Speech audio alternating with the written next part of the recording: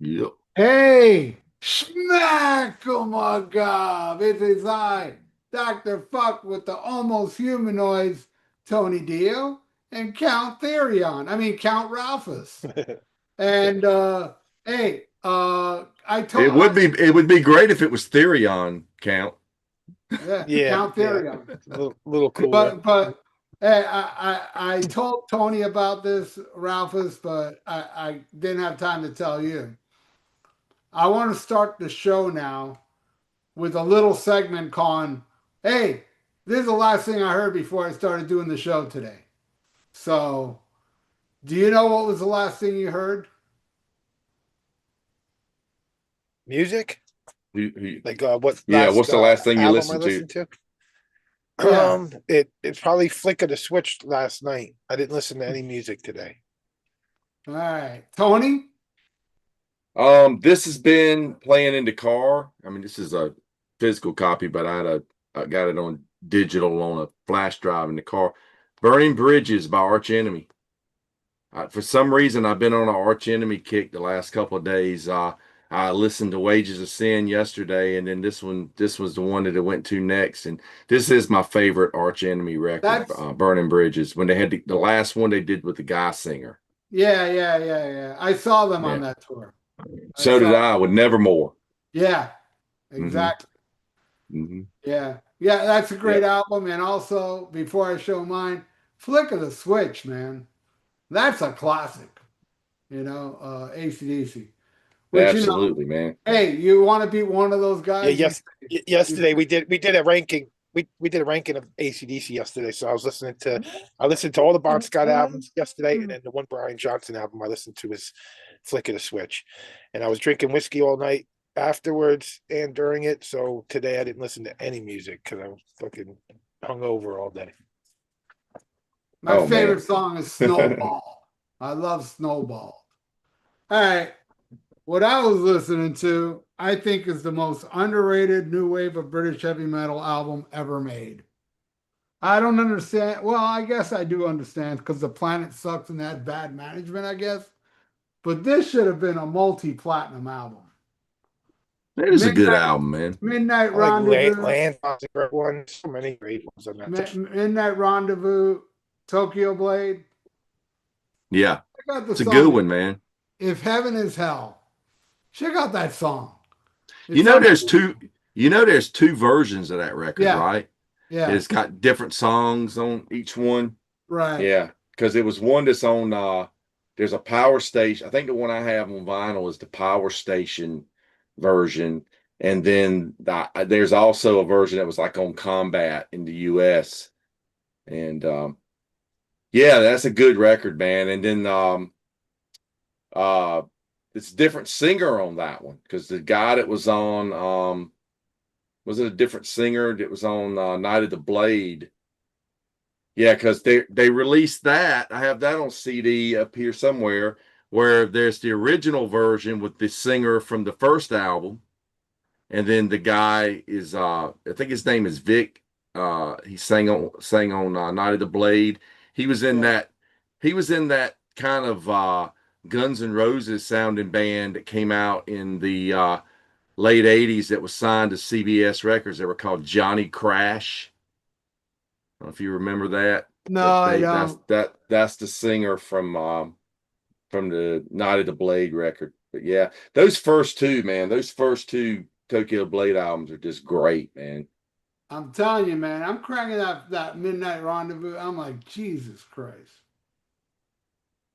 You know how I found out through my favorite compilation of all time. I've held it up before, Metal Hammer, and I also love Major Mayhem at the end of the Ultimate Revenge VHS, where he's like, "Oh, listen up, metalhead, this is Major Mayhem."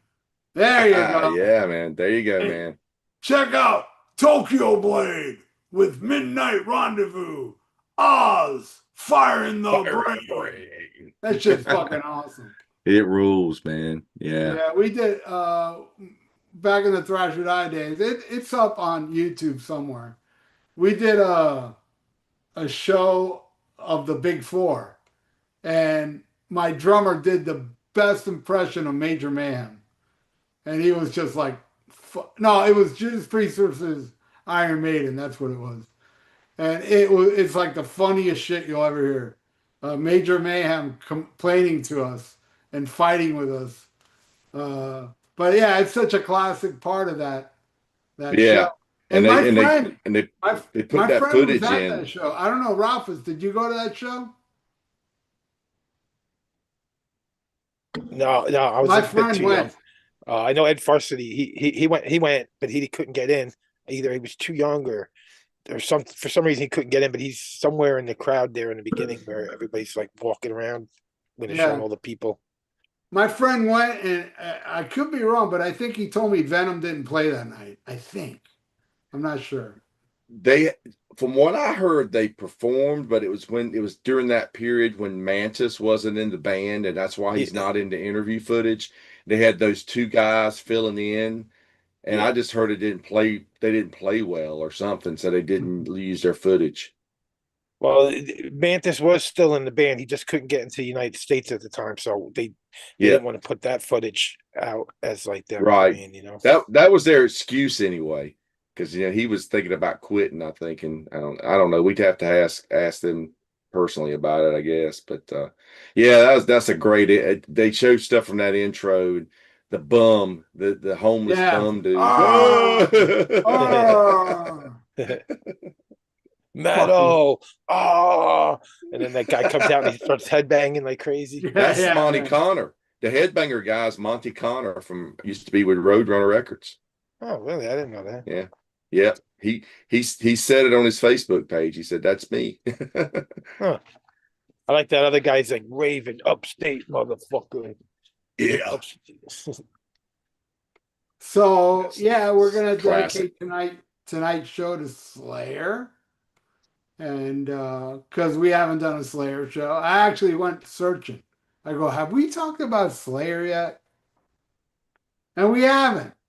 And today, I don't usually listen to the music of the band we're going to talk about on this Almost Human Live, but today I had the time, and I brought them all. I listened to every Slayer album today, starting with the classics, and I put all the later ones that I don't listen to much.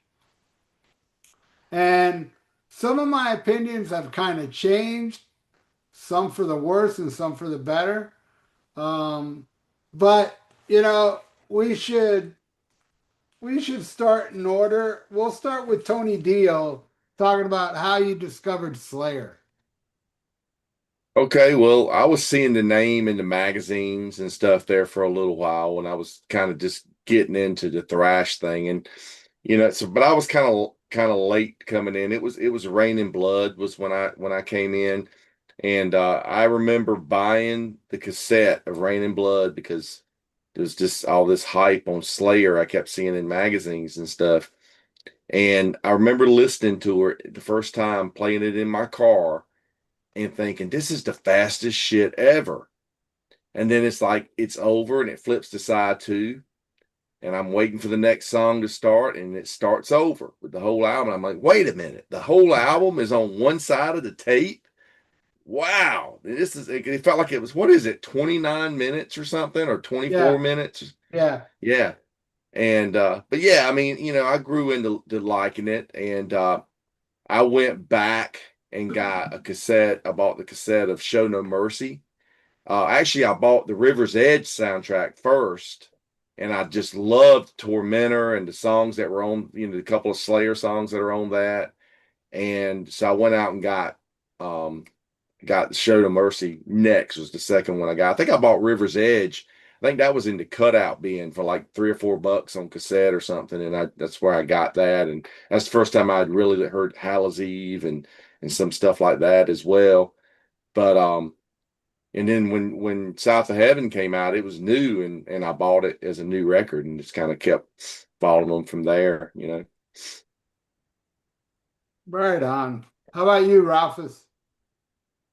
So yeah, I'm trying to think of the first time, like I know the first time I seen him was the Ultimate Revenge. It's seeing what they look like and everything. That's why I pulled out the old original VHS. But I had a neighbor, and he had a couple Slayer albums, and I guess his parents seen them in his house and said, "Get these the fuck out of here, or else we're gonna break them." And he came like 5 doors down to my house and just gave them to me, and that was "Show No Mercy" and uh, my favorite EP of all time, "Haunting the Chapel." So I got these both for free, and I didn't like immediately.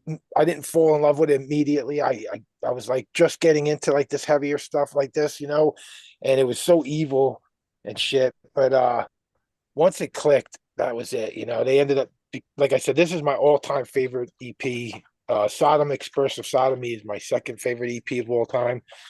But that album is unbelievable. I got the original picture disc later on. Nice. That's killer. And then of course, I like when Hell Awaits comes out, this would be like the first one that I would go out and buy myself. And by the time Rain and Blood comes out, I end up seeing them twice on that tour. You saw him on Hell Awaits Just tour? mentioned that the other day when we were doing an episode, but no, I see him on Rain and Blood at L'Amour's with Testament Okay. opening up, and Testament had just put out the Legacy album, and then a couple months later, Dave Lombardo leaves the band, and they play the Chance with the New Jersey band Hades opening up, and they got Tony Scaglione on drums from Whiplash. So I get to see him Killer. twice, and it was my first show ever at the Chance, and it was my first show ever at L'Amour's with both Slayer. Wow. Yeah, Cool. they I'll be they didn't clear. come down here till South of Heaven. This is my introduction to Slayer. I've seen the infamous picture of them hovering over Jeff Hanneman's girlfriend with all the Yeah. blood and shit. I did see that in magazines back then, and I was like, "Who the fuck is this? This is some evil looking shit." And I was already into Merciful Fate at the time.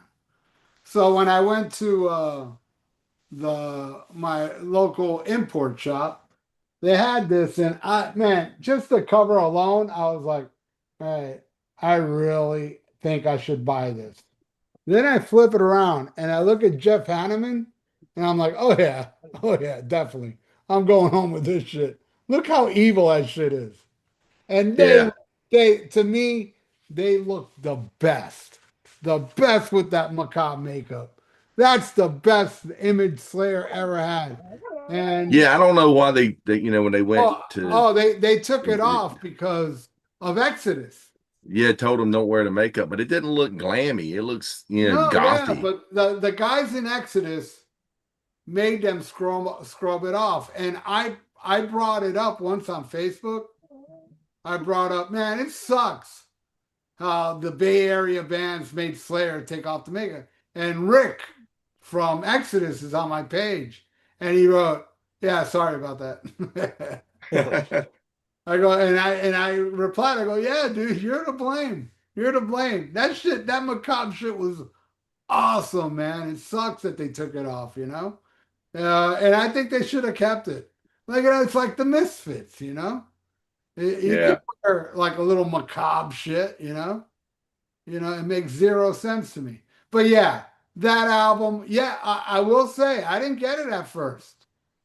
The first time I heard, I was like, I'm not sure about this yet. And it's weird because the first time I heard Venom, which is much more sloppier and shit, and Yeah. the production is way worse, I got it right away. I got Merciful Fate right away. Slayer, I didn't. Though it didn't take me long. It didn't take me long. I heard, after a while, and I kept playing it over and over again to this day. My favorite Slayer song is Cryonics from this album. It's very different than what Slayer is, really. Yeah, it is. You're right. It does have hints of future Slayer, though. I covered Evil Has No Boundaries, done it several times live, and it's up on YouTube. And yeah, Antichrist, Face the Slayer, Die by the Sword, Fight Till Death. Black Magic, too. That's probably my second favorite. Yeah, I love that. Tormentor, Final Command. It's just so cutthroat, man. And what Ralphus was saying, his favorite, EP is actually my favorite Slayer release. This has a total bridge from Show No Mercy to LOH. You hear it. You hear some Show No Mercy, and you hear some LOH like Chemical Warfare and shit, which is probably my second favorite Slayer song ever. Um, Chemical Captor of Sin, Haunting the Chapel, and of course the bonus Aggressive Perfector. Yeah, this is my favorite. And look, it's like a splatter vinyl. And what I do is I put it on my turntable and I stand there and stare at it because that's how much I like splattered shit. I'm just kidding. I love black vinyl, but whatever, I don't mind. Hey, if it's my only option. But yeah, this is definitely my favorite release. And you know what? It My fluctuates. really quick, my Show No Mercy. If you can see here, it's got a little strip and it says extra song, aggressive perfector. So it's like a protector. It's not on my Haunting the Chapel EP, but it's on my original Show No Mercy. Cool. Yeah, my CD for Haunting the Chapel says includes extra track Aggressive Perfector. Yeah, mine does as well. But The that was on Metal Massacre 3 original. yeah, I got the Nope. original cassette of it too. nice. I That's what I had. All mine were on cassette to start out with. That's everything I had when I was buying the Slayer stuff. so I got a news report coming up in 2 days. I've been doing a lot of news lately, and I did this like a week ago of the box set coming out of Hell Awaits next year with a bunch of um, live tracks and stuff. And I made a news report going, fuck yeah, I'm getting this. I'm getting this. Then later on, I saw how much it was. I'm like, I'm not getting this. How much was it? 200 something dollars, man. Hey, Yeah. did you get the Show No Mercy deluxe set? No.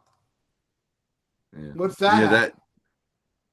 that came out last year, was it? Or year, what was What does that it, have? it's got like it's in gold, it's embossed gold lettering and stuff on there. I guess it was a double album or something. I don't know. I didn't never really look that far into it. They I may have wonder- done a box set too. I don't know. I wonder if it has any rare stuff like live. Obviously, it's got to be live, like or like because they never recorded Ice Titan. And what's the other song? That's all in the. Yeah, I forgot to pull out the box. The I'm talking about the soundtrack Yeah, to yeah. Apocalypse.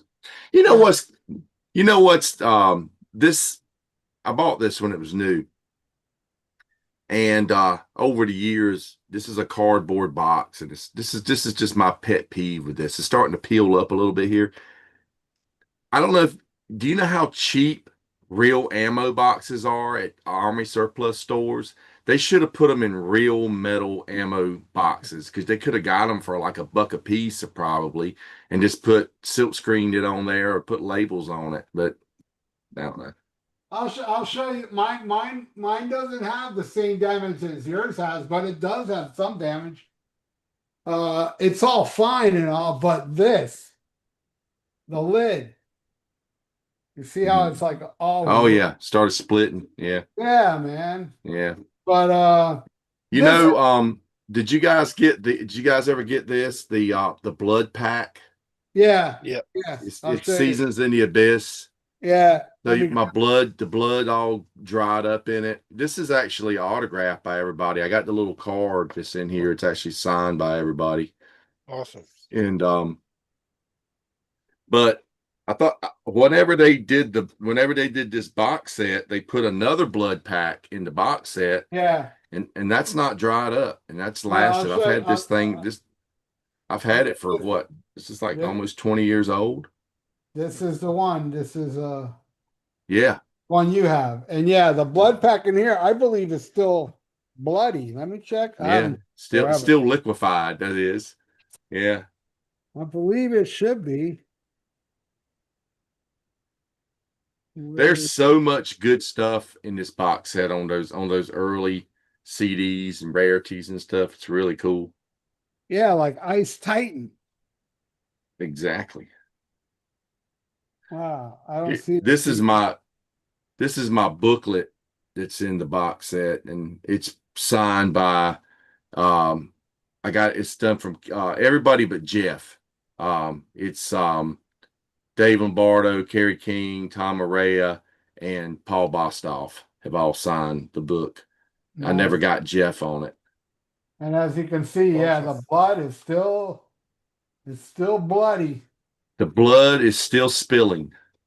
But this one, but what was Yeah. cool about this one, it had little skulls that would, Yeah. come around in here. But now it's just stuck. Yeah. And They you put know what? They put jelly in the other one. That way Yeah. it's stayed longer.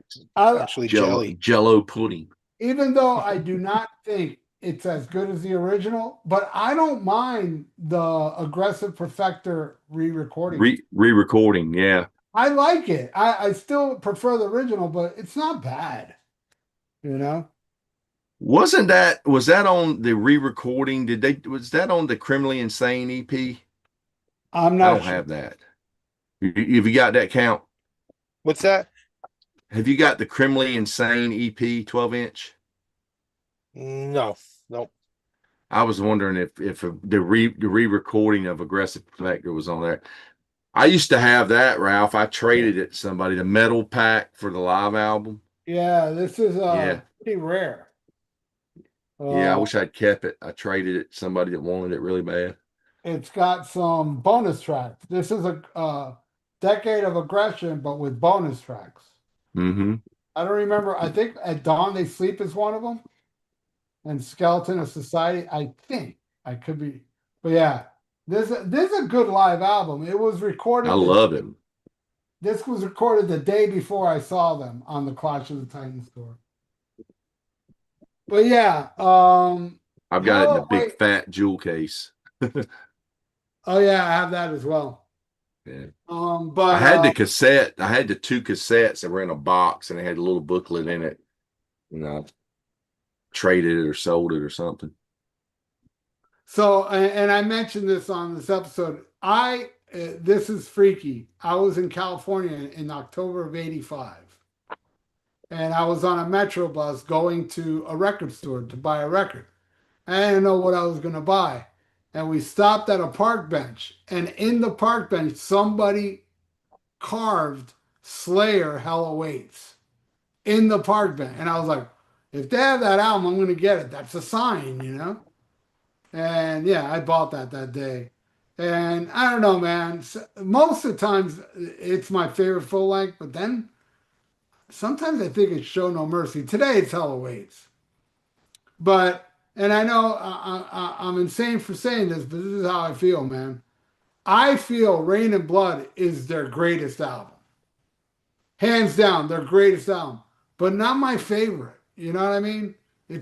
I know you don't know what I mean, but that's how I feel. Just because it's their greatest. Kind of feel you, man. I feel what you're saying. It might, but it's not my favorite. Yeah. Yeah, it's not my favorite, but it is the greatest. Like a lot of people like Sgt. Pepper. Not even close to my favorite Beatles album, but it's their greatest album, But I prefer Hell Awaits. It's my favorite album. I think what puts it over Show No Mercy is the drums, because he's just playing more of like the double bass is going on. It's all single bass drum, single pedal on the first album. Mm-hmm. It's definitely a step up by the EP, and then Hell Awaits. And I even have like a little Hell Awaits tattoo. The guy's ripping up the one guy, the demon's ripping up the one guy. But then I would say my second favorite is Rain and Blood, and then Show No Mercy. That's my top 3. But For different Show order. No Mercy, also the cymbals were done on different takes. Well, He wouldn't. they had to do the whole track with just the cymbals, which is insane Yeah, sounding. Like how the yeah, fuck? that's crazy. Because Yeah, Yeah, the cymbals I can were imagine drowned. him in there with Bill Matoria or whatever. He's telling him to go back and hit cymbals. That's and Gene crazy, man. Hoglan supposedly was like holding his kit together. He's like a little kid at the time, and he's like holding it steady so it's not knocking all over the place while he's trying to record it. I might say that Show No Mercy might be my second favorite because I really like the more traditional metal version of Yeah, that. And it is like old Metal Blade bands and stuff. But actually the album the last 15, 20 years, I guess I just always gravitate to as my favorite. It's gonna be South of Heaven. A lot of people said, oh, they slowed down on that, but I love it, man. I think it's just so dark and heavy. And it's just really good songs on it, man. I remember it being disappointing when it came out just because it was so slow. So And it was slow. That's like what a lot of people said. Yeah. after Rain and Blood, it was like, whoa, what the fuck? But the songs were super memorable, and it definitely grew on us. And we would see them a bunch of times on that tour cycle, and just ended up liking it more and more. But that's my fourth favorite album. Mandatory Suicide. If you listen to it, it's kind of a ripoff of For Whom the Bell Tolls musically. Listen to it It's next time. it's got that structure. The song Yeah, that's what structure I'm. is very It's not much. a ripoff of For Whom the Bell Tolls, but it has that structure. It has Yeah. that kind of beginning and crunchiness. You know, my favorite song off South of Heaven is Ghost of War. That song fucking kills. But I Yeah. love Live Undead and Silent Scream. Of course, South of Heaven's classic, but man, after South of Heaven, it gets pretty fast there for a second, We I go, like Behind the Crooked Cross was one of my favorites on it. yeah, I love that one as well. And the Judas Priest cover of Dissident Aggressor is just incredible. I love it. I love Yeah, the way they do that that. one I didn't like, man. Then when I love it, man, I because didn't like the one before that too. What was it, Cleanse Your Soul or something? I wasn't a fan of those two yeah, songs. Cleanse the Souls. Yeah. I Spill the didn't. Blood's great. But yeah, Spill the Blood's awesome. I I love love. the way they do Dissident Aggressor, man, because you Halford's screams are done with like Carrie's whammy bar. Yeah, Yeah. but yeah, that was the first tour I saw Slayer. It was the first time they came down here, and it was with Motorhead and Overkill. Motorhead on the Rock and Roll. I caught that in Poughkeepsie that tour. That was I didn't see him until the first time I saw Slayer was the Clash of the Titans tour. So I seen that 91, I one too. guess. Yeah. That played right at the fairgrounds in Middletown, like 5 minute drive from my house. And my mom was working in a hotel at the time at Howard Johnson's, and she called me up and she said, "Come on down.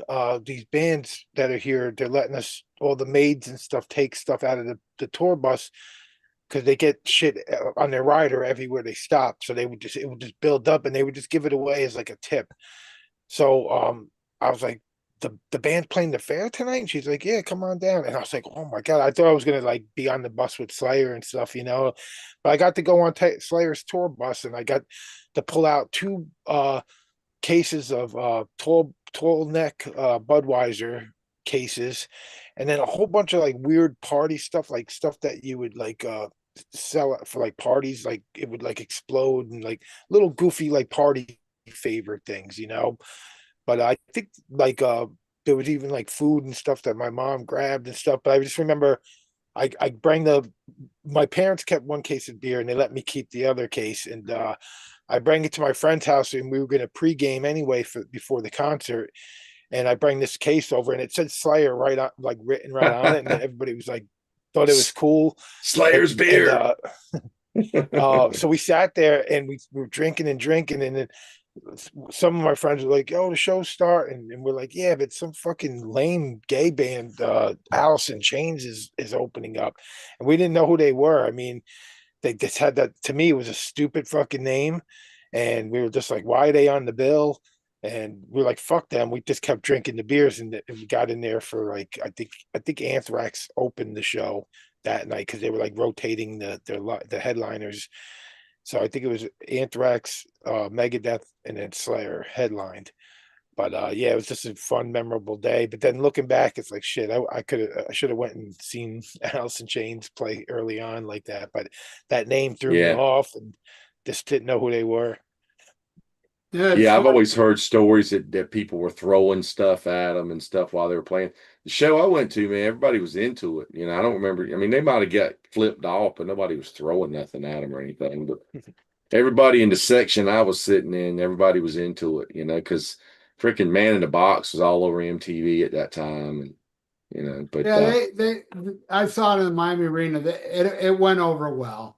It did yeah. go over well. It was But supposed to have been Death Angel on that yeah, tour, but they had a bus accident. yeah, Yeah, yeah. that would have fit more. But talking about throwing stuff, so I went and seen Slayer at the Felt Forum. It's like an arena underneath Madison Square Dude, Garden. that is the most infamous goddamn video I got. The Yeah, one I with the got the bootleg cushions flying. DVD. Yeah, Yeah, I got the bootleg DVD of it. It says right on the back, it says contains rare riot and security fight footage from Felt Forum, slated to be one of the craziest shows by Slayer themselves. August 8th, Tom 1988 at the Tom Felt was Forum. pissed. He was pissed Oh, at that show.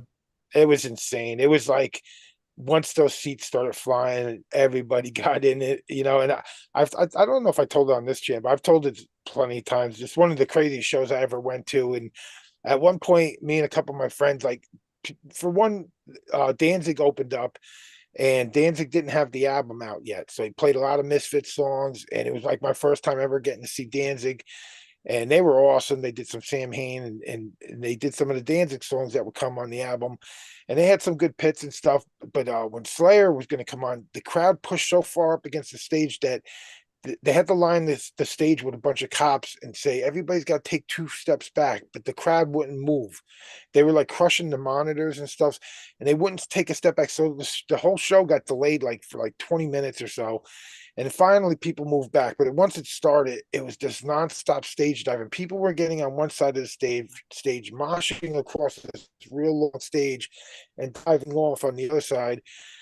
So me and my friends like, gotta do that. We gotta get up there and just stage dive. It looks awesome.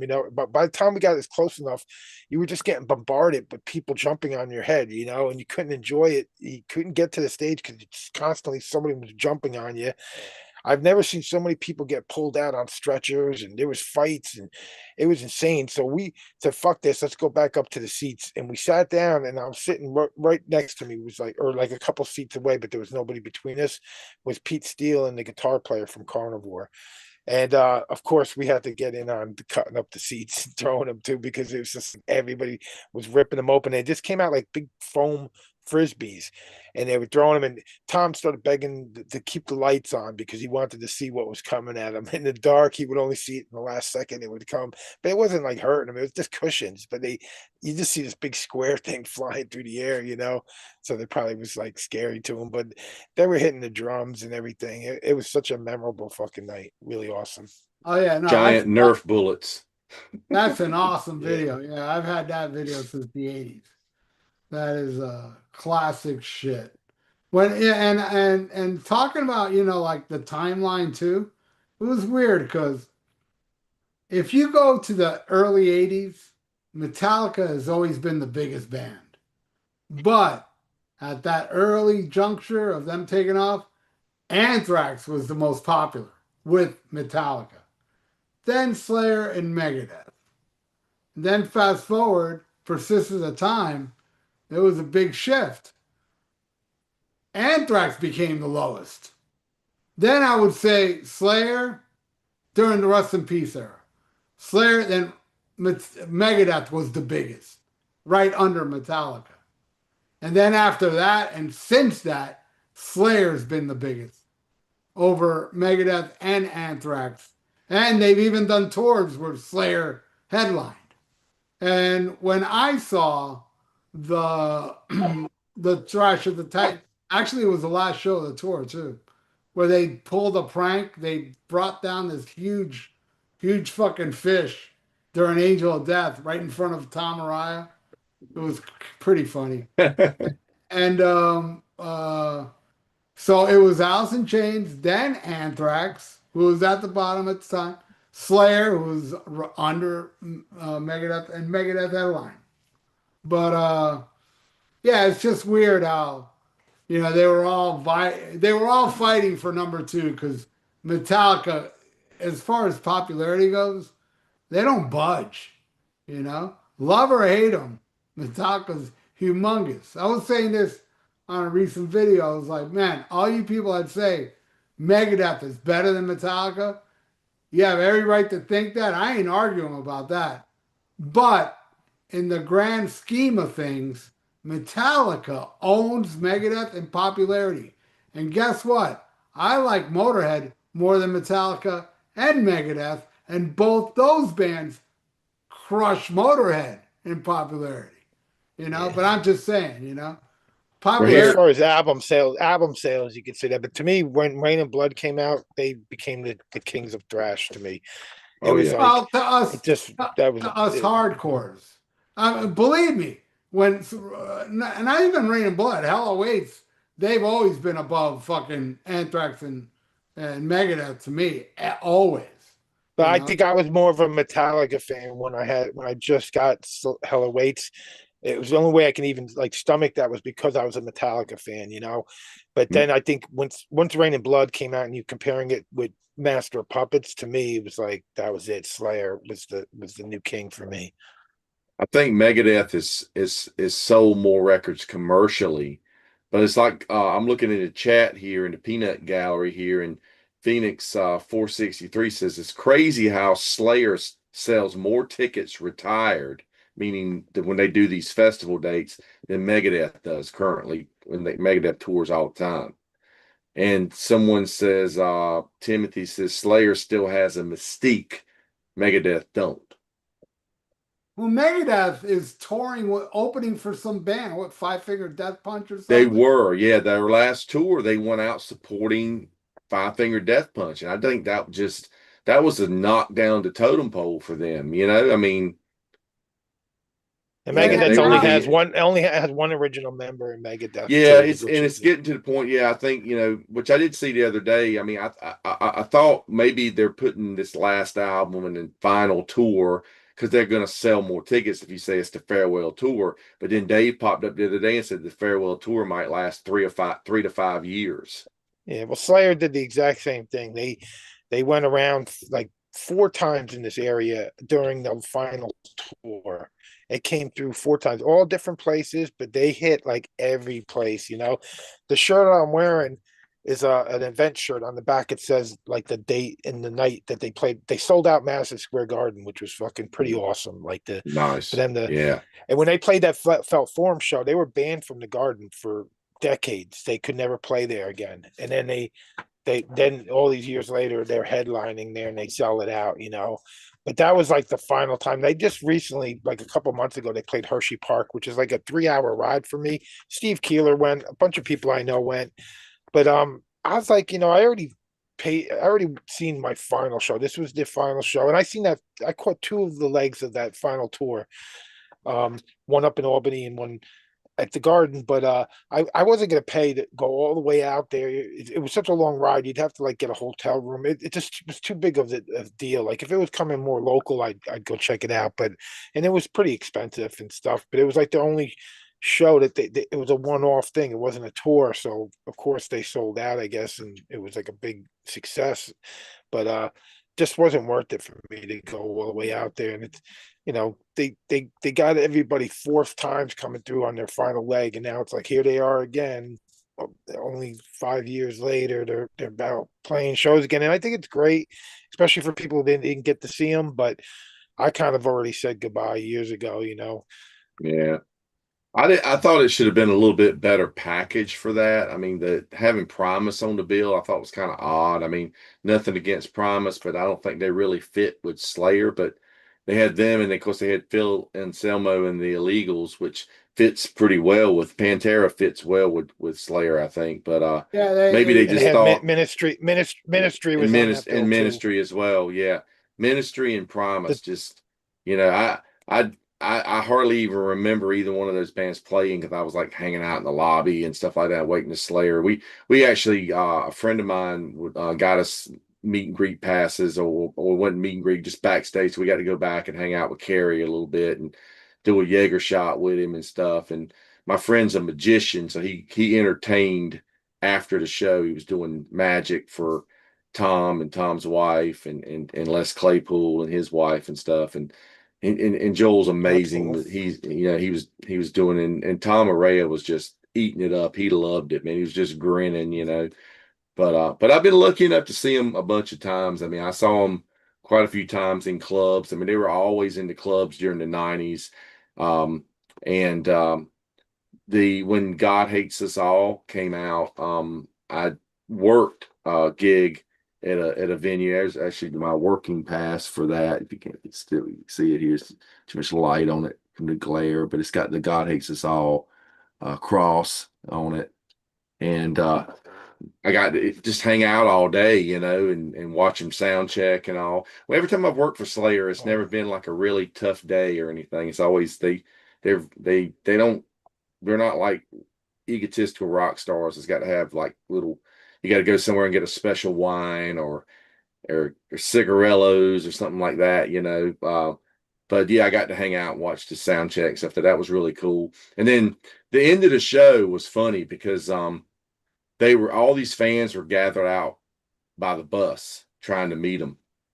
And a couple of the roadies started doing this thing where they went to the door and they opened up and they said, all right, who will do the craziest thing to go, because the dressing rooms are upstairs. They're like, who will do the craziest thing to go upstairs and meet Slayer? So they gave like a squirt bottle of mayonnaise in the squirt bottle. Some dude ate the whole thing. And he threw up. And he did good to go meet Slayer. And some dude was eating like a jar of peanut butter, and I gave him some water. I was handing him water out the door, so I felt bad for him. I'm like, this dude's not going to crap for a month now, And then to top it off, Slayer all came out, hung out by the bus, met everybody, was just hanging out, But I worked for him Ozfest of 2004. And that was the year it was Judas Priest and Sabbath headlining. And that was one of the easiest shows I ever worked. I worked just for Slayer that day, and they wanted very little, and I basically hung out at Ozfest all day and got to see the show, and got paid for it. And then the tour manager, I've told this story before, the tour manager gave me tickets for the next night. They had a night off from Ozfest, and they did a private, not a private show, but they did their own gig, on off dates. They played the House of Blues in Myrtle Beach, South Carolina. And it was them and Hatebreed. And I go down for the show, and they had this crappy rap metal band open the show. And then Hatebreed plays. Hatebreed does what Hatebreed does. Good show. An hour. I mean, it was like, how long? Where's the band? They're not coming out. It's like an hour goes by, and I saw them covering the soundboard up, and I looked at my buddies that I rode with and said, man, we need to get out of here. They're not going to play. It's like, what do you mean? I said, they're covering the soundboard up. Something's up. And sure enough, they came out, and somebody came out and announced that Tom Araya was on his way to the hospital with kidney stones. And the show, Slayer would not be playing. Supposedly that was the first show they ever canceled. And when we went upstairs to go out of the House of Blues, because you have to go downstairs to get into the concert hall, there were cops all out there. They were ready because they were ready for fans to riot or whatever, because you made them sit through some shitty rap metal band and they're already pissed off and they didn't get to see Slayer. Yeah. So yeah, that was crazy. But I've been lucky to see him a whole bunch of times. That was another thing I was going to show. I had got autographed.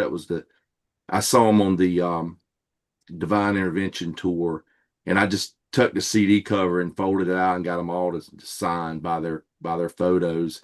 And I got some pics. I think these pics might have came from that show that I worked at the first time. But I've got I got a Tom Araya and Jeff Hanneman, and actually the Kerry King ones came from the last show. I stuck those in there. That's the last time when we hung out with Kerry. He gave us those. So that's pretty cool to keep. Nice little keepsake.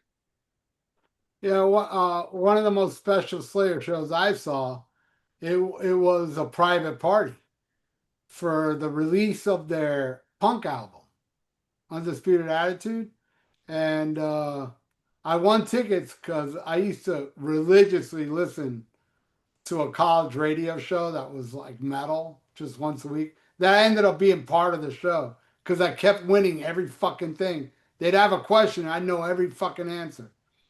So I went to this show. Fucking, this place is called Kill Your Idols. It's a tiny venue. What makes it very ironic is fast forward like 6 years later. No, more than that. Fast forward like 16 years later. Um, I played that club after Slayer played because we promoted it as, hey, after the Slayer show, come to Kill Your Idols. We're playing a free show. And it was the same venue. There was no stage. It was wild. And my Pat from Hellwitch, he was there. He was in the back filming it. And there is a scene where a guy, I mean, there's no stage. A guy tries to get up and Tom Araya kicks him right in the head. And Pat caught it on video. I was like, oh, cool. Because I was up there. I saw the whole thing. Rick Rubin was there hanging out. But after the show, the members of Slayer just ran in a van except for Kerry King. He came out and hung out with all of us. What's his name? Araya Hanneman. And at that time, they had that drummer, John Deity or something like that. John Deddy, yeah. Mm-hmm. Yeah, John Deity was their drummer. Those three just ran a van. And the van didn't even leave. They just were sitting in a van. But Kerry hung out with us, signed our shit. He couldn't have been cooler. And he's the one that has He's like, he's the very most personable one in the band. Really, he's always been the one. Yep, he's always been the one that would hang out. And yeah, I mean, they don't really act like rock stars when you meet them either. Really, I mean, anytime I have, they, like I said, that show where they all came out, they just hung out. They just hung out and talked to everybody and whatever, you know. In 2003, when I was getting married in Pennsylvania, like a month before, we were trying to figure out what we're going to do for a bachelor party. And I didn't want to just like go to a strip club and stuff like that. Just, not very memorable. So I was thinking like, we got to find like a cool show. And like 3 weeks before I was leaving for Transylvania, Slayer was coming and they were playing this place, the Roseland, with Arch Enemy and Hatebreed. And I had a friend that worked the house lights there and he let us, we took 2 vans down and we had like kegs in each van and we got down there early and he let us backstage and we just got to hang out in like this big room and we partied for a couple hours before the show started. So right as they start letting people in, we walk out into the area where the stage would be and everything, and there's Kerry King and his tattoo artist Paul Booth. He's like a famous tattoo artist, and they're just sitting at a table signing like posters and stuff for people. So I was like, oh shit, I had a little fun saver camera and I got a picture with Kerry King, and then all my friends wanted pictures with Kerry King, so I'm like sitting there taking pictures with him. But as the night goes on, I'm getting fucked up, and by the time Slayer comes on, I'm moshing around like an idiot, and somebody slams into me really hard, and my camera hits the ground and smashes into like a million pieces. So like the next day, everybody's like, "Yo, when you getting those that film developed?" And I was like, "Yo, it smashed," and they thought I was kidding, like. I was like, nah, I don't have it, man. It fucking smashed last night. And people were like, they're so pissed that their Kerry King picture didn't ever get developed. That happened to me with Manowar. We met Manowar after a show and we got photos with him and stuff. And my friend he had a little camera like you talking about. He lost it. He has no idea what happened to it. Yeah. Never saw the photos. But he didn't get in the mosh pit. There was no mosh pit at the Manowar concert. Anything else going on in the peanut gallery? Yeah, a couple people. I was going to bring up. We've talked. I know we all love the classic albums. What's you guys' take on the later Slayer stuff, the later records? To me, I mean, this one, Seasons in the Abyss, to me, was the last really great record from Slayer. I agree. Yeah. The last thing I have by them is actually God Hates Us All. I do have the Punk Covers album, but I do have Divine Intervention, which I just showed that insert was autographed. I still got the slipcase cover over top of the CD because the covers on in that frame. But later stuff, Christ Illusion, what's some others? World Painted Blood, World Painted Relentless, Blood. Repent. Diablos What and was the Musica. one that was on new metal? Diablos and Musica. That's it. That's the one I did not like at all. I just could not get into it. I got them all. I have every one of them. I think they're like kind of like AC/DC, where yeah, like they get to a certain point, they put out their best stuff, but then the stuff that they put out later, it's all good. It just you just kind of heard it all before, and there's Yeah, nothing it super doesn't. original. Yeah, it But it's doesn't still stick. metal. It Yeah, it's doesn't not stick. super memorable, but it's like it's still heavy. They're staying true. I mean, that one album they put a little extra groove into it and people freaked out. So the last few albums, I think they just kind of stayed on track. Yeah, You know, I was telling Ralph before we started taping. I was like, some of these ones I'm missing, I need to just pick them up because I always, whenever I go in a used CD store or record store, I'm always scouring the CDs, and you can buy CDs cheap. So I need to pick the ones up to replace. I mean, because I think I bought all of them, except I don't think I bought World Painted Blood when it came out. But I'd like to get them all just to finish, to bookend the whole collection. That is, I would get them the day they came out without having to hear it. Back then, you didn't hear things like 3 months ahead yeah, of time.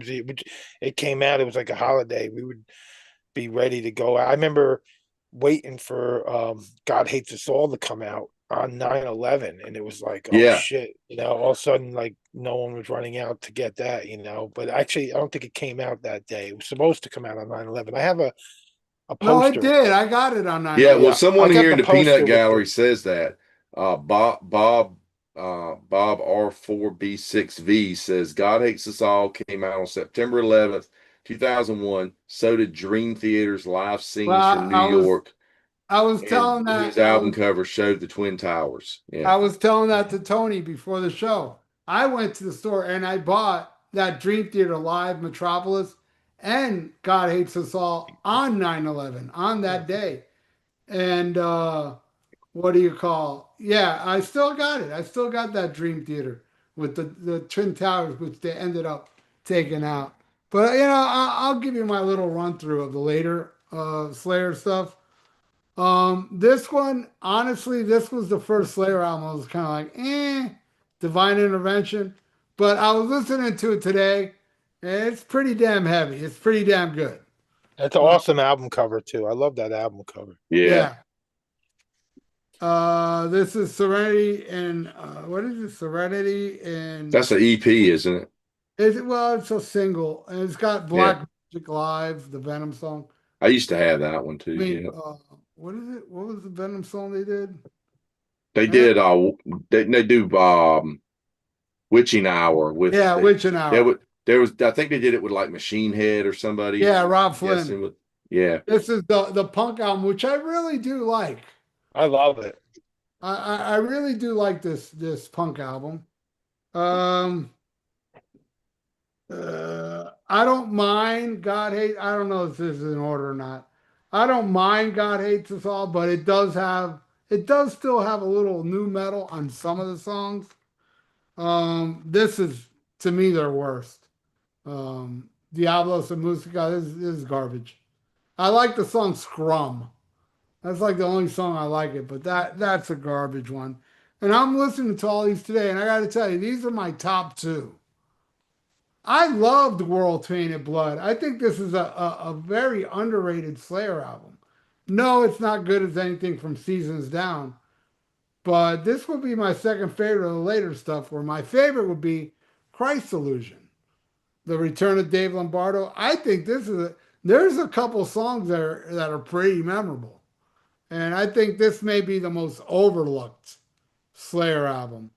But as far as the later stuff, World Painted Blood, which a lot of people hate, it is, there's some songs on there that are drastically different, but they're still heavy. I still dig it. And I like that, and this one's more, Cutthroat Slayer. And I then like Bloodline off of that, off the God Hates Us All. Bloodline kind of sounded kind of like something off South of Heaven in a way. I love the title track on the that. last one was really good too. I thought Repentless was great. My favorite on here is like a deep track called Atrocity Vendor. I love that song. It's one of my favorite Slayer songs, man. But the song Repentless is pretty badass. Chasing Death, Piano Wire, which was written by Jeff Hanneman. This has Gary Holt on it. But it's a fine final album for Slayer. I mean, Sure. Slayer can't go anywhere. You know what I'm saying? They're just there. Like what Ralph has said, AC/DC, Ramones, it's just one brand of music, and sometimes they get that brand of music and they do a song that sticks to me, man. I And remember I Kerry don't know. King talking about Lars Ulrich said something like Slayer painted themselves in a corner by being the way they are, not experimenting and just doing the evil thing. And Kerry was like, "Well, I like being in that corner, so fuck Yeah. that." He's like, "Good, that's how we want to be." If you want to break out of the box, you got to do albums like Saint Anger. You know what I'm saying? And So Risk. fuck it. Keep me in the box. I don't want to go to Saint Anger. Yeah, You know? yeah, totally. Be true to yourself, man. Believe me, if Thrasher and I was still together today, every album will sound like the first one. Everyone. It's thrash. It's thrash metal, Mhm. I got this But one, Repentless Trilogy live at the Felt Forum, Inglewood, limited to 1,200 for this, like, for Red Swirl vinyl. It's a double vinyl official Yeah. one that they, nice. of course, Rain and Blood. And this, I got my original, Live After Death picture disc. Yeah, I got that. Ugh. Live Live After Undead. Death. Oh, Live This After this Yeah, I didn't live. get the T-shirt memo. I was actually gonna wear my Live Undead T-shirt, but I couldn't find it. I don't know where it's at. I got the Live Undead toy set. Those are cool. Oh wow. But man, I remember seeing Live Undead everywhere. This picture disc everywhere back then, Mhm. and it's awesome. I love this picture disc. I got it on cassettes. And I too. and I will I got say the and, original and I cassette. will say this. This is a weird thing. The Rain and Blood cassette, as you know, one side's the whole album, second side's the whole album again. But did you know, and I did this, Live Undead fits perfectly. It's as long as Rain and Blood. It fits perfectly on side two. So my cassette of Rain and Blood, you flip it over, you get Live Undead, You And taped over the holes and re-recorded it, huh? yeah, exactly. I put a little cushion in the hole and just recorded Live Undead. But yeah, Rain and Blood, forget it. Yeah, and that one I didn't hold up yet. Of course, Rain and Blood on vinyl or fuck you. Seriously, Yeah, man. you Yep. know. I mean, how much more brutal can you get? And I will be honest, when this was brand new, I was like, oh no, this is the best Slayer yet. And I still think it is, but I'm just saying. I went back to the Metal Blade stuff going, yeah, but this is the Slayer I love, but fuck, man. This is 28 minutes. And what I love about this album is not only the music, which is the main reason I love it, but I also love it because it's 28 minutes. I love I like short that albums. too. Me too. Love short albums, man. And my albums were short on purpose. I made them short. And, cut off the fat, And that's I what think the, half an hour is perfect because a lot of places you drive to, it's like a half an hour drive, and I don't know, it just seems to be perfect, like to be able to hear the whole thing on the way to work. And That's true. and you don't get, it's like sometimes, like when you think of putting on like the last like Iron Maiden album, it's like, do you feel like listening to Maiden for the next hour? It's like with this, you get a quick half an hour, pummels you, and then you're off to the next thing. Yeah. I Here's got a these. couple. Go ahead, man. Yeah. No, I was just gonna show these really quick. Is the the different, Reactions. yeah, the reaction figures. I got the three different ones of this. It's like the black one, and then there's the classic one. Now they got like Mm, 6-inch versions of these out there yeah, too. the that you can get. Minotaur. Yeah. I've Yeah, got they one call of them the those. Minotaur. Here's a couple of bootleg albums that I got. This is 1984 live at Ruthie's Inn. I got that This one. this was a radio broadcast. It actually sounds really good, and they're just doing stuff from the first album. Yeah. And Wow. this one is from it's a live FM broadcast from France, 1991. It's called "Praying to Satan." Oh yeah, I've seen Yeah, that yeah, one. yeah. It sounds really good. Nice. I got a couple more of them. I got this one. Slayer Monsters of Rock 94 classic Buenos Aires broadcast double vinyl I think gatefold. I've got the video for that. A bootleg video. It was actually shown on MTV in over there in Brazil. Here's another That was one.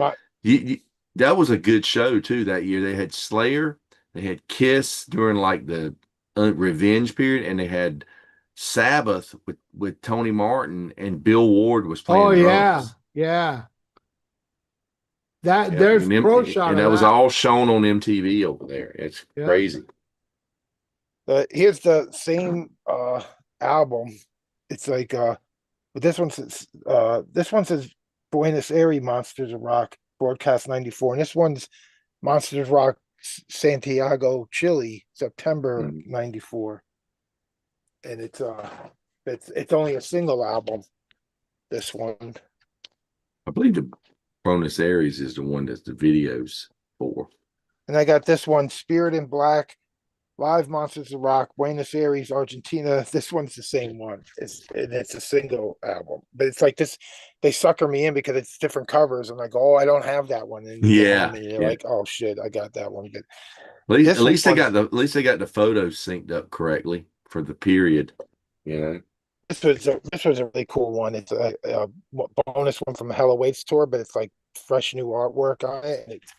And this is probably something that would probably be a bonus in that Hell Awaits that you were talking about. But it came in colored vinyl and stuff, but it also came with this awesome poster inside. Is that Hell Awaits. is that one of the Rock Brigade? That's a Rock Brigade bootleg, isn't it? Is it on Rock Brigade Records? I don't know. It's got this little like Japanese writing on it. It says Heavy Metal Records on the back. Okay. It's got like a little Yeah. Japanese kind of thing on there. A lot of the bootlegs, man, they give you posters and stuff like that. That's always cool, you know. My favorite. There's one out I just saw advertised that there's a bootleg album out of Rain and Blood demos. Oh, But I can't imagine the demos sounding much different than the album. right. Oh, they're totally different. Did you never heard the demos? No. Oh, Oh man, you got to hear them. It's unbelievable. I'm sure it's on YouTube. What the hell was it released on? Wasn't it in one of those box sets? It's it's like completely different. Like their songs are so slow, like they almost sounded like they would be South to Heaven songs. And then by the time Rick Rubin had them like really sped them, told them go faster and faster, but those songs were all worked on, played twice as slow as they are. Mhm. It's incredible, like to hear the difference. Like that's a total different sounding. Every song sounds different than what ended up on the album. oh, I got to check that out. Yeah, My it's favorite- completely different. My favorite bootleg, I have it on CD. I think it was the Ad Shark Festival in Europe Oh. somewhere, Hell Awaits tour. Mm-hmm. It's I mean, it sounds like it's off the radio. It's very good Probably. stuff. And It's I probably love broadcast. I love Tom Araya's intro to Necrophiliac, where he's like, you know, he likes to dig up a grave and find an old lady and eat the maggots out of her pussy. Yeah, yeah. And then there's the one, I think it's this one. It's a Slayer, Nuremberg, Germany, Art Shock magazine is probably That's what it. you're saying. Yeah, but it doesn't say Art Shock on this, but this one it's just a bootleg cassette that I had back in the day, no real cover, just the songs. But I remember one of the bootlegs I had, he does this big intro where he talks about El Duce from the Mentors. He's like, my buddy El Duce. You ever hear that? No. That's like a famous bootleg. I don't know exactly where that's from. And then I have this one that was something you could find a lot back in the day. It's called Captors of Sin Slayer. And they're like it's all hella weighting down. So this is another one that could probably be like recordings that you'll hear on that Hella Weights box set, you know. And I do got this one thing autographed by everybody, but Dave Lombardo wasn't in the band at the time, so it's Paul Bostoff. But I had this guy come to my house, and he was friends with the guys from Slayer, and every time they came to New York, like he would get free passes and stuff. And I only met this guy once, and he was looking around my house, and he seen how much of a metalhead I was. And he was like, dude, he's like, I'm gonna go run to my house really quick and I'm gonna come back. He goes to his house, he comes back, and he has this, and it's just an album flap from Divine Intervention, but signed by everybody. And he just gave it to me. And I never met the guy again. But he said he had plenty of extra autographs and stuff from meeting him so many times that he just wanted to give it to me. So that was looking pretty awesome. It hangs in a Pretty frame nice, man. in my Very house all the nice. time. Yeah. It's like that sign in the restroom at the restaurant that says all employees must carve Slayer into their Yeah. arm before returning to work.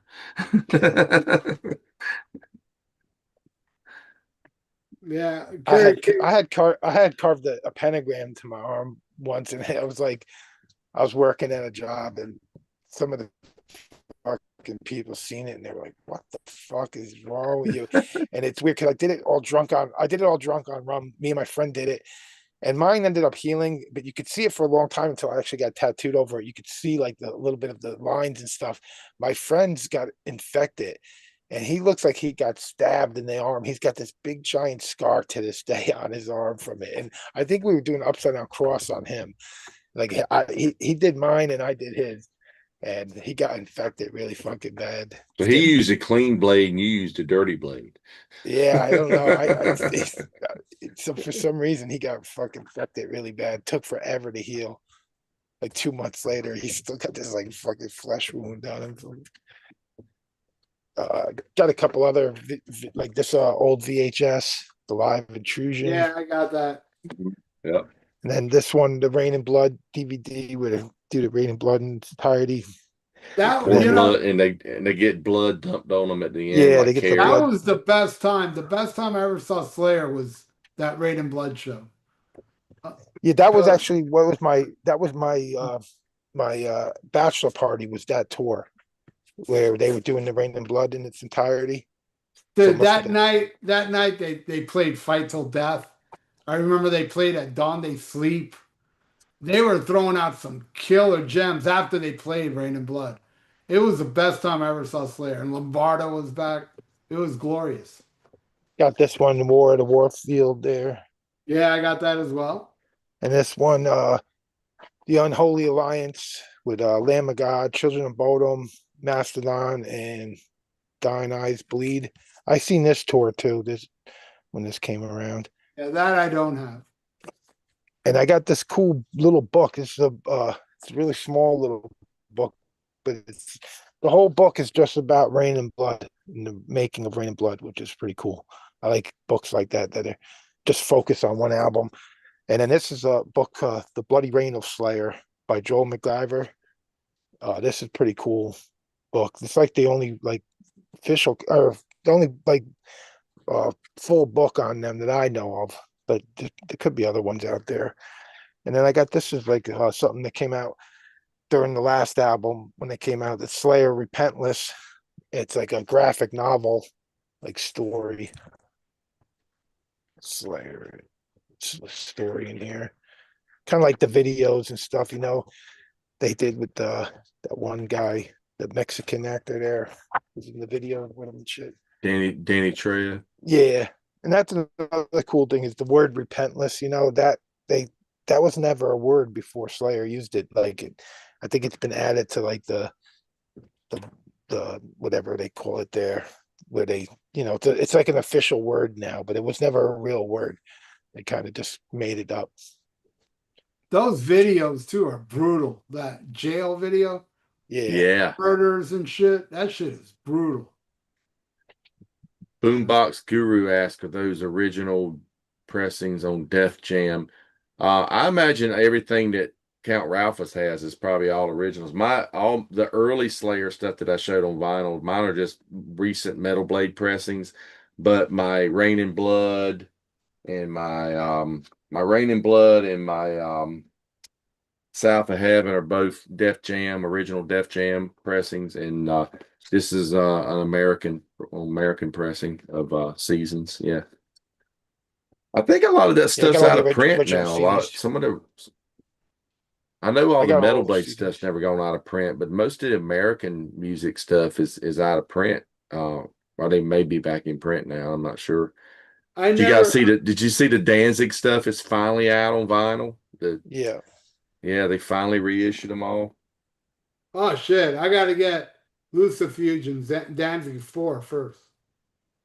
Those are my two I've got favorites. an original 4, but the other 3 I got on vinyl are bootlegs, but they sound well. The first one sounds really good, and 3 sounds good. 2, I'm gonna definitely get Lucifuge, Danzig 2. That's my favorite one. I love them. I I love got the I got first. the First first one's I my got the favorite first one. one original right when it came out. We were waiting for that because we had seen them open up for Slayer, and that came out. We just ran out and got it and have had it ever since. And the other ones, that was the CD era, so I didn't really get the other ones on vinyl.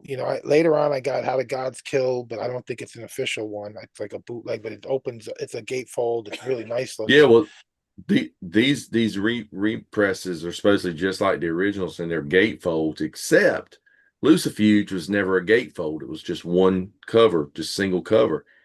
And man, they should have, when they done the reissue, they should have done it like the CD booklet where it folds out into an inverted cross. Yeah. But I guess they wanted to stay true to the original packaging. But that's for the Danzig episode when we talk about Danzig. But Are those out already? yeah, they're Yeah, they've out. been out. They got released a couple months ago. I remember Yeah, people I were think all it's the excited about it. Universal Music, UME.com, whatever, Universal Music. They've got them all. Yeah. I definitely got to get some of those. And so yeah, man. Anything else in the peanut gallery? Yeah, people just talking, people shouting Slayer. And Yeah. was Slayer, Phoenix says, was Slayer influenced by Venom, or is there a sound kind of or is their sound kind of the first of their own sound, I guess? I'm sure they Venom was took definitely an influence from influence. Venom was a Venom was huge definitely an influence on. influence, but Merciful Fate was even a bigger influence, Yeah, yeah, especially Yeah, man, on Carrie Hell talks about Awaits. that. Hell Awaits is, yeah, they were huge Merciful Fate fans. yeah. When they were doing Hell Awaits. Carrie said that's our Merciful Fate album, Hell Awaits, because the songs are long, like some Merciful Fate songs, and he A said lot that's of all lot they of would listen. changes. Yeah, a That's lot of all they would changes in the listen riffs. to, Yeah. the Merciful Fate stuff. The But the total. blasphemous come from Venom. They're definitely like the blasphemy of Venom. That was definitely an influence too. You can hear a lot of Venom in Show No Mercy. You can totally hear it. Not as much as Bathory, but you can hear it. The first Bathory is very Venom. Yeah. And I love that. That's the only Bathory that I really like. The rest, when they started getting into the Viking thing, I just kind of I like Blood, Fire, Death. That's my favorite one. Yeah, I think that was the first one I ever got. The first one I got was Blood, Fire, Death. The first four classic. My favorite is in the Sign of the Black Mark is my favorite one. The second one or third one actually, is it? Yeah, the second or third. No, it's the third one. Yeah, that's my favorite. Right on. So yeah. Slayer rules. And Yeah. I will have actually, I got so much news done that I think it's Saturday. I'm gonna have that Hell Awaits episode where a lot of people are gonna be leaving comments going, "You're gonna buy that?" I didn't know how much it cost back then. I was like, "I want it." Then I saw the Someone price. said in the Ralph, someone said in the peanut gallery here, they said it was like 80 or 90 bucks on CD to see if you get the CD instead of the vinyl. Cost has gone like through the roof. But it's Yeah, just crazy what the cost on some of that stuff is yeah, now. but man, but $80 for a CD too. I know it brings a lot of kitchen sink shit, but still, I mean, just release it just a CD with the live shit. I'd buy that. $16. You know. Yeah, Um, just to get the extra stuff. Yeah, yeah, yeah. I don't really care for the extra stuff. I just want that live stuff. And I thought I was like, I don't think I would blow $80 on that. I don't think I would. It'll be on streaming for free. True. Keeler is saying at Rock Fantasy that CDs are making a big comeback, and it's because the prices are so. Every time I go, like He's right. I wanted to get the new corner, and he only had it on vinyl, and it was like $30 on vinyl. I could buy two CDs, or I could buy the vinyl. So I just waited until he got it back in on CD, and then I got it on CD, and I bought two CDs instead that day. But He's right. CDs are coming back, but the CD manufacturing cost has gone up, and so some stores that still sell CDs are selling them for $24 now. It's like, I'm seeing a lot of $17 ones when they first come out. But if they've been out for a while, then they're back to like 15 or so. mhm. Yep. Well, I I love wanted them to come I out with eight love tracks myself. I love CDs. I've always loved CDs. I prefer vinyl, but I've said it before. Lately, if it's a new release, I'm getting it on CD, not vinyl. That's how Because I've been Did you for years. did you get a new Cheap Trick? yes, I got it on vinyl actually. Not that impressed with it. Though the song you like, Tony, I ended up liking. You I know, thought it was a good song. got a couple good tunes, but yeah, it's not. I did a review on it, and I'm gonna keep playing it, but I played it 5 times. I think that would do the trick, right? But I'll Yeah. keep giving it a chance, But yeah, I was Yeah, trying. it could be one of those ones you listen to it like 5 times, you don't get it, you shelve it. And then like Yeah, 2 years, 3 years down the road, you pull it out and you go, wow, this is really good. like today with Divine Intervention. Yeah, it was Well, way yeah, a perfect example is like what I just said. You pull something out, say a decade later, and you go, wow, this is so much better than the shit they're putting out now. Yeah, Yeah. What always happens with me is like if I have a high expectation for something and I watch like a movie or an album, it's like I'm thinking it's gonna be so great, and then it like lets you down a little bit. Then you go back to it 2 months later, and now you're like already thinking, nah, I don't really like it that much. And then all of a sudden it's 10 times better because now you have a low expectation of it. And then you end up liking it, especially with movies. That happens to me a lot. If I was really like looking forward to a movie, I mean, unless I see it in the theater, then I get really pissed. But sometimes you watch a movie, you let down, but then you catch it again a year later, and it's like, oh, this ain't that bad. It's just because you had high expectation when you first seen it. Yeah, happens. Yep. but right on, guys. Well, it's been an interesting show talking about the Mighty Slayer, who we all fucking love. And Slayer. next week, I don't know what the I hell. probably seen Slayer. I've seen Slayer more than any other band. Like them and Gore were probably the two national acts that I've seen more than any other band. I've seen them both around 25 times each. Wow, cool.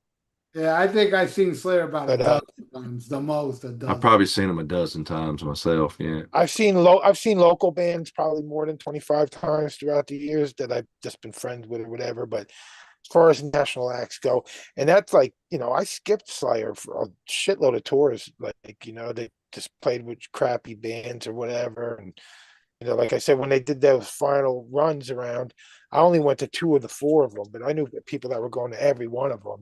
But they had cool different lineup each time for the packaging. The one I caught up in Albany was Lamb of God, Anthrax, and Testament. and Slayer headlining. And then when they played the Garden Show, it was like totally different bands, you know. And then before that, like I know Keeler when it was like Amon Amarth and Cannibal Corpse were on the bill, and so that at least, and I think they had Behemoth on the one other tour before that. But it's good that I picture Megadeth doing the same thing as they go around. They'll do different legs and they'll have different opening bands and stuff. But I don't see them picking anybody good to tour with though. They never seem to pick good opening bands. You know, a band like Megadeth, I mean, they're going to sell so many tickets anyway, but if they're doing amphitheaters and big venues, that's when the promoters get involved and say, well, if you pair up with this band, they're going to pull like a different crowd. They're going to pull a different, people. That's people that wouldn't come otherwise. So I think that's why they get paired up with some bands like Five Finger Death Punch, for instance. But if Megadeth was doing, instead of trying to do amphitheaters, if they would just do mid-size arenas and they would take out some of these younger thrash bands with them, just give them a chance for people to see them and say, hey, look, Megadeth's retiring, but these guys are carrying the torch. They're still going to be doing it. Just like it's like Municipal Waste, Toxic Holocaust, stuff like that. It fits so well with what they do. I can't picture Megadeth giving a fuck about like this, But they don't the exactly. thrash metal You scene, can't picture, and it's like that.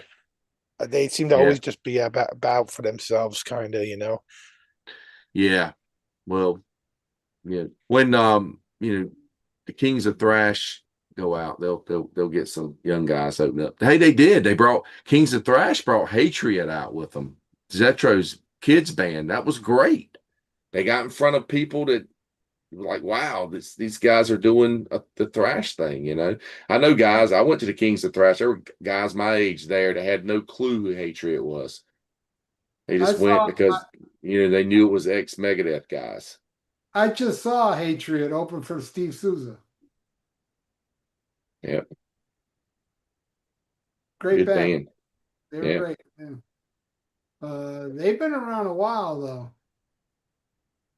Because I remember Steve Souza formed that band when he was out of Exodus the first Yeah, time. he's on the first couple of albums. Yeah, I got him. Yeah.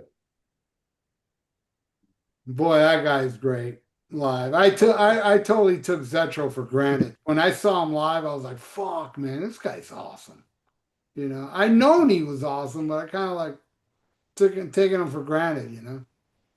But good Yeah. shit. He did a lot of cool legacy stuff and rare Exodus songs, like verbal razors and shit that they don't play anymore. Wow, that's cool. Yeah, Yeah. it was an awesome show. It was quite amazing, but horrible turnout. South Florida. This fucking club, Pipers. They just had when I went to go see Category 7. They had more people in Sousa, but still, it was far from even half full.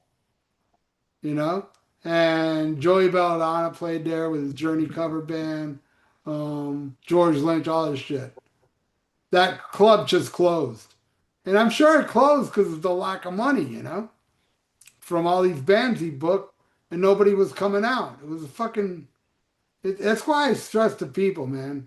People complain, oh, there ain't no show. Yeah, there are shows, but you don't go to them. Therefore, they stop coming here. Florida is hurting really bad now. Really, really bad. Back in the day, I used to be able to, here in Dade County, go see shows everywhere. Now it's getting pushed to Broward and beyond. And it's kind of annoying, man. I like going like right here, close to my house to go see a show. Now I have to go fucking, 40 minutes the closest away. That's the same thing with me in New York. It's like we had the upstate, we had the chance, and it was, half an hour from me. And now I got to go all the way down to the city. I got to pay tolls to get over the bridge. Got to pay to park when you get down there. Then the shirts at the shows are $50 a shirt. The beers are $20 a beer. It's fucking insane. It's like they just do everything to make it a horrible experience. It's got to be your favorite band if you're gonna go through all that shit. Is the Chance going to reopen? I was hearing some rumors about that. It's like open right now, but the fucking owners are having like dance recitals and all their bullshit. They haven't had like any kind of music, or they had some kind of like kids music thing there. I don't know, but the parking lot, they built like apartments like right there. So like the parking lot's pretty much like gone now. It's like half the Oh parking lot's wow. gone. And it's like, I don't know what the fuck they're doing. At first, when they took it over, they made it seem like, oh, we're going to be back in like 2 years. We're going to make all these repairs and stuff. And now it's been open again. And it's like, we haven't heard of one fucking show going on there. So I don't know. Yeah. Yeah, I have to drive an hour at least to see stuff. I mean, and I'm in an area where I can go like an hour east and see something, or west and see something. But a lot of the stuff is going to the western part of. I'm in North Carolina. A lot of the stuff is going to the western part of the state now. A lot of the like hard rock metal shows are going out that way instead of closer to me. So it's like 3 or 4 hour drives. I think it just sells better there than it does Yeah. back here. The only thing that really sells in my area is hip hop and country, unfortunately. And they've got an amphitheater. They've got a theater with an amphitheater outside. It's 30 minutes from here, and mostly all they book is country. I got a friend that lives in Georgia. He says it's like nothing in Georgia. He says like the bands don't even come to Georgia. Atlanta gets a I lot of stuff. Yeah, he says that's kind of far from where he is, but Uh, I live in between Albany and New York City, like I'm in the middle. So we'd rather go to Albany because it's like you pay tolls on the way up there, but it's not that much. It's not like going over the George Washington Bridge is like 20 something bucks now every time you go over it. So it's wow. like it's you're to drive up there. It's like a straight shot up to Albany, and even when you get into the city of Albany, it's not as crazy of the city driving as it is in New York City, and everything's a little bit cheaper. But so we prefer to go there. But I could go to Jersey, and I could go to Connecticut, and it's like I'll try to do everything before I go into New York City, though, because New York fucking sucks now. It's just going to get worse, but that's a different story. Yeah. Crazy. Yeah, somebody Ralphus was just on our podcast, and somebody left a comment going, how's Ralph dealing with Yeah, I see the that new coming. mayor or some shit? Yeah, but He's not in. Yeah, Ralph doesn't live in New York City. So yeah. I yeah. I can avoid it as much as I can, but there's a like I already know like autopsy is supposedly going to be coming back to New York City. I got to go to that. It'll probably be in Brooklyn, but it seems like everything's in Brooklyn these days. But I'm going to avoid New York City as much as I can. But there's going to be a couple of times where I have to go down there for something special, and then I'll go. But I've already cut down on going down there a lot in the last few years. But it's going to be way more when things get stupid down there. Well, next month here Yeah. in Miami, a rare show, I'm going to see Obituary. So I'm happy about that. At least they're playing Miami, you know? They should. They should play all of Florida. They can go home afterwards. Well, that's right. They go up. Well, They're Tampa, from yeah, Tampa. They're Tampa from ain't Tampa. close. So yeah, Tampa's Tampa's not close. That's right. Yeah. Damn. like 4 hours away. We got a Yeah. little club in Middletown that's starting to have shows. I mean, they've been having a lot of local bands, but they're finally getting like one of the first like sort of national act. But the old brass band Blood Feast is playing there, not this Saturday, but the next Saturday I'll be going to that, Cool. and that's like a nice local ride. And it's like $5 beers and free parking, no tolls. It's like right around the corner from Rock Fantasy. But we need them to start getting more bands like that. For a while, it's been like a couple of years of just local bands. And but now this is a pretty decent room and it's a decent stage, and hopefully they start pulling in more shit like that, you know. That'd be cool. Blood Feast is cool. I saw them at Defenders of the Old Fest when they were still doing it in Maryland. So it's been a good 12 years ago or so probably. Yeah, I seen them around that time. They played up at the Chance there, but they played the little club above the Chance at the Loft, and that was the only time I seen them. And I got my picture disc signed. That's actually hanging on my wall over here. But yeah, it'd be Really. cool to see them again. Yeah. Right on, guys. I want to thank everybody that tuned in this week. And What do you want us to do next week, people? Leave it in the comments below. We got to Not get your buddy. We got to get your buddy that likes Manowar to do that Manowar episode. Yeah, I gotta talk to him again, man. Because it sucks. He's got to like plan it with his job Oh, okay, yeah. in like weeks in advance. So I'll talk to him again. I'll send him a message saying, "Hey, let's do the Manowar show. Damn it! I mean, I got my loincloth right here. I've been dying to put it on. You And got your hammer. You got your hammer. Your war hammer. and my furry boots. Yeah. You got to get that body oil. Yeah, you gotta have oil. you gotta have your butt baby oil. Yeah. Yep. Nice and shiny. But anyway, thanks everybody for watching Almost Human Live. As always, you all rule. And again, thanks to the Almost Humanoids, Tony Dio and Count Therion, Ralphus. So till next week, schmack 'em Poor guy. a gob.